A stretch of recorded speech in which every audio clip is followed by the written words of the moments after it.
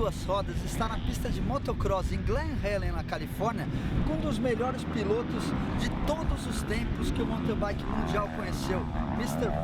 Flyin Lopes, dando um rolê diferente para nós, tirando onda no motocross.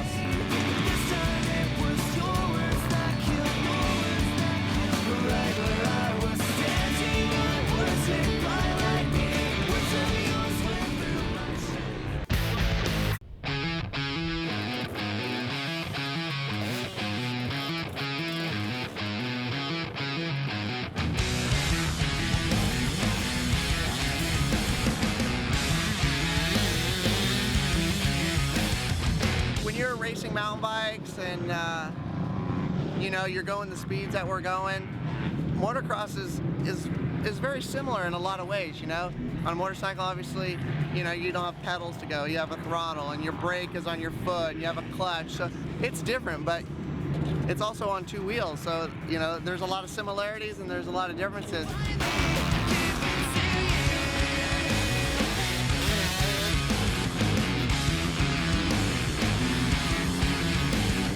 And the bottom line is, you know, you can't just ride your bike every day.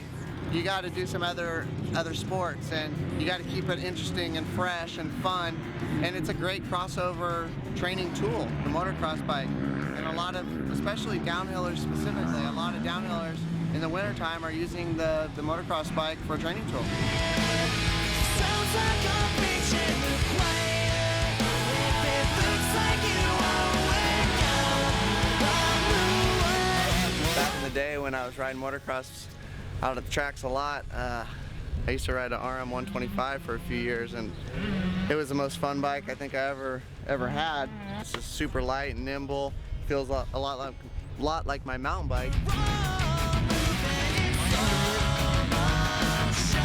You can't ride it like a big four-stroke. I mean, you can't bog it down like that, but surprisingly, this thing has a ton of horsepower, and when you're in the power band, the thing is just pulling hard, and it's hard to keep the front wheel down. So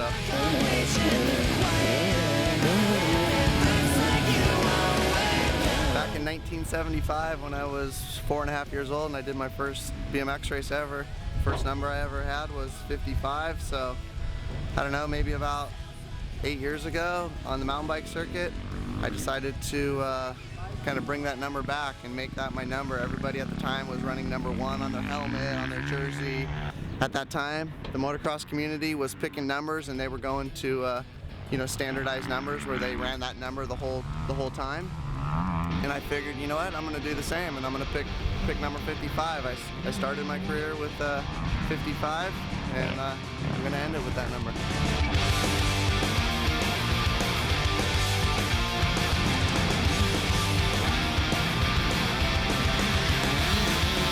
Yeah, definitely. Glen Helen has got a lot of history. You know, they run some outdoor nationals here in the past, a lot of important vet world championship races, and you know, it's only about an hour drive from the beach where I live. So, you know, I used to come out here quite a bit. It's a track that gets definitely really rough, and it's very high speed. So we'll see how it is today. when everything turns gray, and outside it's another day for me and you. E aí, KDra, então vamos acelerar aí hoje com nosso amigo Flyin Lopes. O clima tá perfeito, um pouquinho de vento, mas acho que vai dar pra fazer um treino legal, vai dar pra curtir. É uma pena que hoje em dia o USGP não tá mais aqui para esse ano e nem o AMA Motocross, mas esse aqui é um dos meus lugares prediletos. Realmente é uma meca, um prazer ter isso aqui no quintal de casa para poder acelerar numa quinta-feira de manhã enquanto tá todo mundo trabalhando.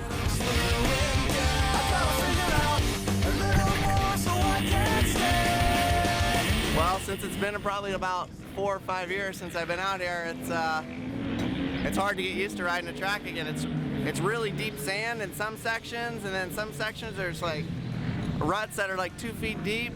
Some sections it's muddy, and then other sections it's just like totally dry and dusty.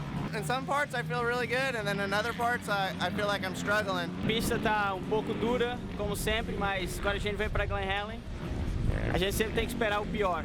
Se você quer uma pista como asfalto, tem várias outras opções, mas a gente vem em Glen Helen para sofrer um pouquinho. Isso faz parte da aventura. The bike's awesome, but you know, when you get in that deep sand and you're not in the right gear or you miss a rut, it bogs down a little bit, but I'm getting used to it. That's my first time out. Hopefully the next round will be a little bit better. I do like charging down the downhills. It is pretty fun. The problem is it's a lot harder to slow down a motorcycle than it is a bike. You know, on a bike, I feel like I can charge into the turn and brake, you know, last minute and handle the turns no problem. But on the motorcycle, it's a little bit more difficult to slow the thing down, and then, you know, you got these deep ruts at the bottom of the turn, and I'm having a hard time getting in them and coming out of them strong. But whatever, it's good fun.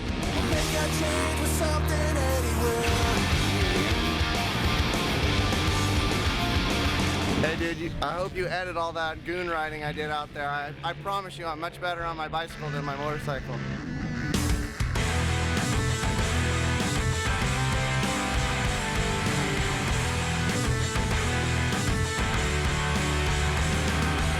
In 2008 was probably the last year that I actually did any four-cross racing on the World Cup circuit. In 2007 I was world champion, so because I had the rainbow jersey, I pretty much figured I should honor that jersey and do some races in 2008.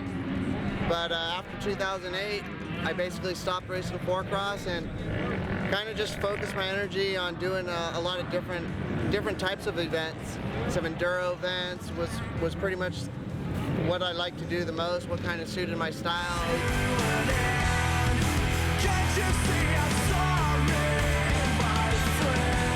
I think the whole enduro style of mountain biking is really kind of the heart and soul of what mountain biking is. Sure, you're always going to have those guys that are hardcore cross-country guys, and you're always going to have those guys that are hardcore downhill guys, but most people that ride mountain bikes, you know what, they like to do a little bit of both. You know, they like to pedal up the hills, get a good workout, have some fun, but they need a bike that they can get up the hill so they can have fun on the downhills, and that's what enduro bikes and the kind of riding that I do on a regular basis is all about.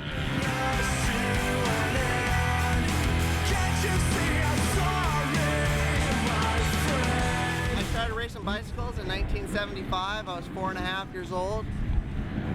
Grew up racing BMX, obviously my whole life. At 17, I turned pro. At about 19, I was racing for Mongoose. Had the opportunity to do a little bit of mountain biking. There were some other BMX guys that made the transition over into mountain bikes and were doing really well. And I basically just fell in love with it. It was a good change from racing BMX all those years. The industry and the sport was really growing.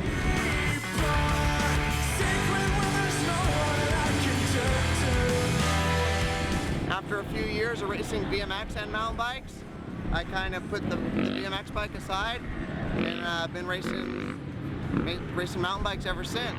Started off racing slalom and downhill year 2000. I stopped racing downhill and focused on, at the time it was dual and then it became four cross.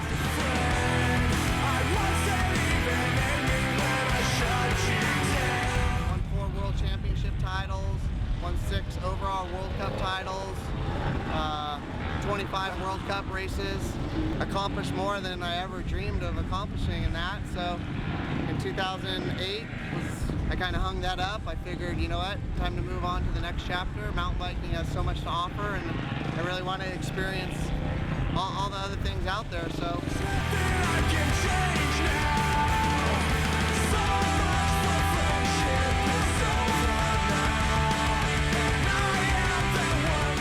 And now here we are in 2012, and looks like I'm going back on the World Cup circuit again for this year with these new sprint eliminator races.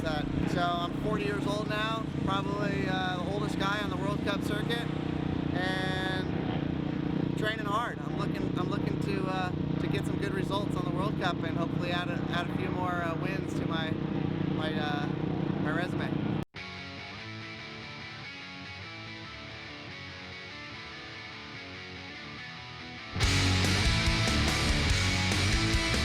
Pretty cool to see Eli Tomac out there racing Supercross. You know, his father, Johnny T, was maybe one of the best mountain bikers of all time, and he definitely knows how to train and he knows how to win. and he's done a great job raising his kid. Him and his wife, Kathy, are really cool people, and you know, they've given Eli all the tools and all the ability to become a champion, and he's taking advantage of that right now. He's looking really good. He's looking super strong and fit.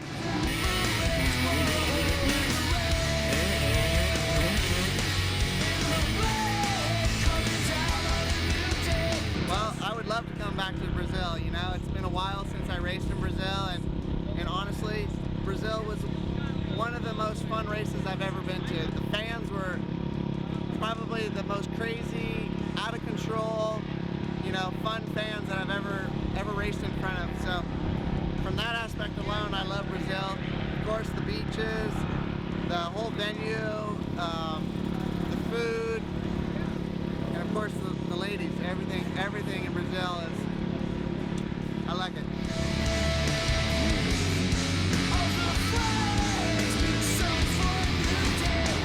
Hey, I'm Brian Lopes, 19-time mountain bike champion, and you're watching Two Wheel World on ESPN. Faces, broken nerves.